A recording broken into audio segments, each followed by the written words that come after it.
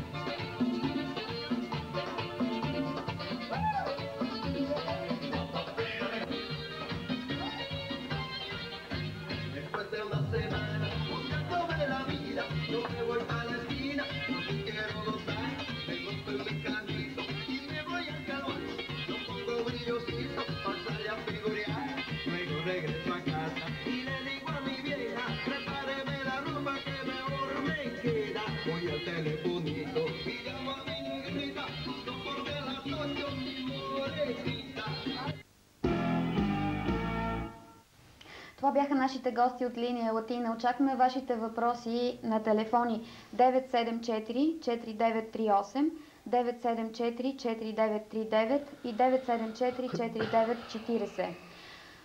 Да започнем разговор с тях. И така, защо Латино? Как се роди тази идея? Точно Латино, предполагам, че си дава сметка, че не сме го измислили ние.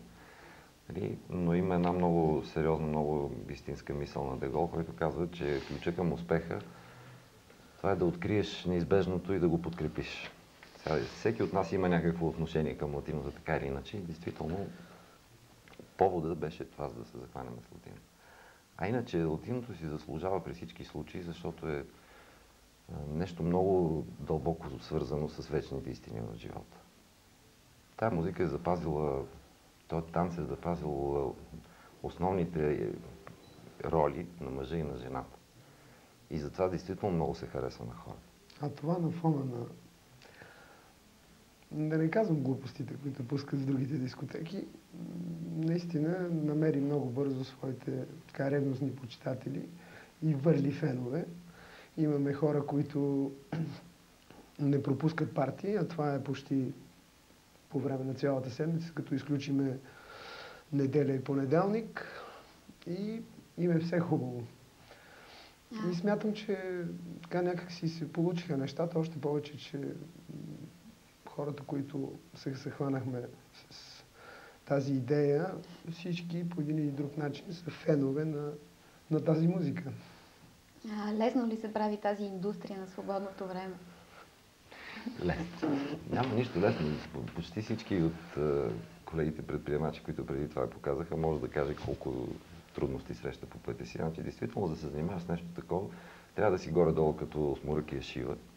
Но в нашия случай, българския, трябва да има и още 8 ръце, за да можеш да си затулваш всичките дупчици, защото нелоялната конкуренция дебне. Какво означава нелоялна конкуренция при вас? Колегата преди малко спомена. Наистина много е примамливо, много така разцъфнало.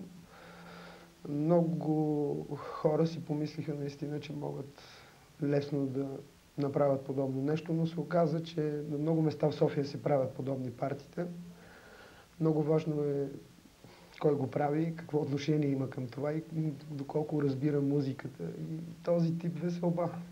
Има и друго. Ние говорим през цялото време за предприемчивост. Нелоялната конкуренция е предприемчивост с отрицателен знак, отрицателната предприемчивост. Не да направиш нещо, като не можеш да направиш нещо, да развалиш на другарчето. И това също е много изобретателно такава Това е черта на много българи. българско, да. А колко време ви беше необходимо, за да реализирате тази своя идея? Вашият колега Пепи говореше в материала за